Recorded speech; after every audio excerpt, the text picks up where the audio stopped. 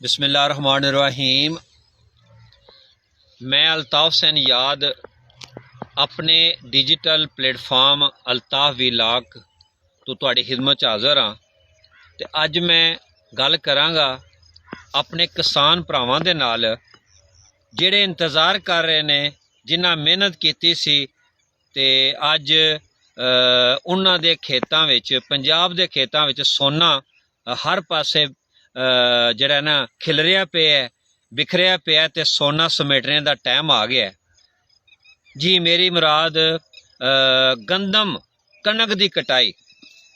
कनक की कटाई जिहड़ी है ना किसान वास्ते ना एक बड़ा ना मुश्किल मरहला होंदा है, काम होंदा है कि मेहनत नूं समेटना, यानी कि कनक नूं वढना, कुतरना, संभालना ते दाणियां नूं गंदम नूं यानी कि अनाज नूं लैके घर आना एक बहुत वड्डा जिहड़ा ना किसान वास्ते एक ना चैलेंज होंदा है।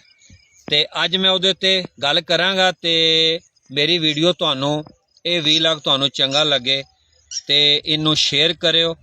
ते मैं हर रोज़ नवे नवे मौजू दे उत्ते गलबात कर रहा। ते अज मैं गल करांगा कि किसानां नूं कनक वड्ढण तो पहले ਉਹ ਕਿਹੜੀਆਂ ਗੱਲਾਂ ਨੇ, ਉਹ ਕਿਹੜੇ ਕੰਮ ਨੇ ਜਿਨ੍ਹਾਂ ਦਾ ਧਿਆਨ ਰੱਖਣਾ ਪੈਂਦਾ ਹੈ, ਉਹਨਾਂ 'ਤੇ ਅਮਲ ਕਰਨਾ ਪੈਂਦਾ ਹੈ।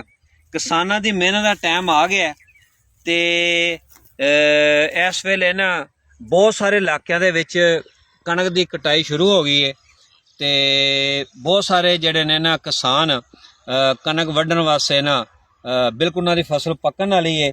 ਤੇ ਆਓ ਉਹਦੇ 'ਤੇ ਗੱਲ ਕਰਨੇ ਆ ਕਿ ਸਭ ਤੋਂ ਪਹਿਲੇ कनक वढ़न तो पहले ना एक किसान नूं ना जिहड़ा काम करना चाहिए वो जिहड़ा है ना कनक दी जिहड़ी है ना जांच पड़ताल करनी चाहिए, उन्हें चेक करना चाहिए कि सिट्टा जिहड़ा है ना, खासकर सिट्टा ते इहदा जिहड़ा तना है वो दाना जिहड़ा है उन्होंने दाने नूं वेखो, तुसीं दाने नूं मूँह च पा के ऐसा चक मार के ਇਹ ਜਿਹੜਾ ਨਾ ਸਿੱਟਾ ਤੁਸੀਂ ਨਾ ਮੈਂ ਜਿਹੜਾ ਮੂੰਹ 'ਚ ਦਾਣਾ ਪਾਇਆ ਇਹਦੀ ਵੇਖੋ ਸਖਤੀ, ਇਹ ਕਿਤਨਾ ਸਖਤ ਹੋਇਆ ਤੇ ਇਹ ਪੱਕਿਆ ਜਾਂ ਨਹੀਂ ਪੱਕਿਆ।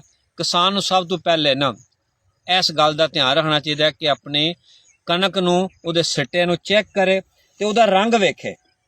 ਉਹਦਾ ਰੰਗ ਜਿਹੜਾ ਨਾ ਉਹ ਸੋਨੇ ਦੀ ਤਰ੍ਹਾਂ ਸੁਰਖ ਹੁੰਦਾ ਪਿਆ ਜਾਂ ਨਹੀਂ ਹੁੰਦਾ ਪਿਆ। ਜਿਸ ਤਰ੍ਹਾਂ ਇਹ ਦੇਖ ਲਓ ਕਿ ਇਹ ਸਿੱਟਾ ਜਿਹੜਾ ਅਜੇ ਥੋੜ੍ਹਾ ਜਿਹਾ ਹਰਾ ਹੈ ਤੇ ਇਹਦੇ ਨਾਲ ਜਿਹੜਾ ਸਿੱਟਾ ਇਹ ਤਕਰੀਬਨ ਪੱਕ ਗਿਆ ਤੇ ਦਾਣਾ ਅਜੇ ਮੇਰੇ ਮੁਤਾਬਕ ਅਜੇ ਨਾ ਸਖਤ ਨਹੀਂ ਹੈ, ਅਜੇ ਨਰਮ ਹੀ ਹੈ। ਇਹ ਕੋਈ ਥੋੜਾ ਜਿਹਾ ਟਾਈਮ ਲੱਗੇਗਾ। ਵੈਸੇ ਤੁਸੀਂ ਮੇਰੇ ਆਸੇ-ਪਾਸੇ ਵੇਖੋ ਕਿ ਕਣਕ ਜਿਹੜੀ ਹੈ ਨਾ ਬਹੁਤ ਸਾਰੀ ਜ਼ਮੀਨਾਂ 'ਚ ਨਾ ਗੱਡੀ ਹੈ ਸਾਡੇ ਕਿਸਾਨ ਭਰਾਵਾਂ ਨੇ ਤੇ ਬਹੁਤ ਸਾਰੀ ਫਸਲ ਦੇ ਕਣਕ ਦਾ ਰੰਗ ਜਿਹੜਾ ਸਿੱਟਿਆਂ ਦਾ ਰੰਗ ਹੁਣ ਪੱਕਣਾ ਸ਼ੁਰੂ ਹੋ ਗਿਆ ਹੈ।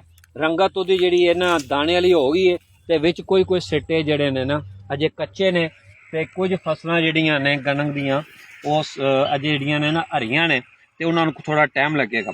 ਉਸ ਤੋਂ ਬਾਅਦ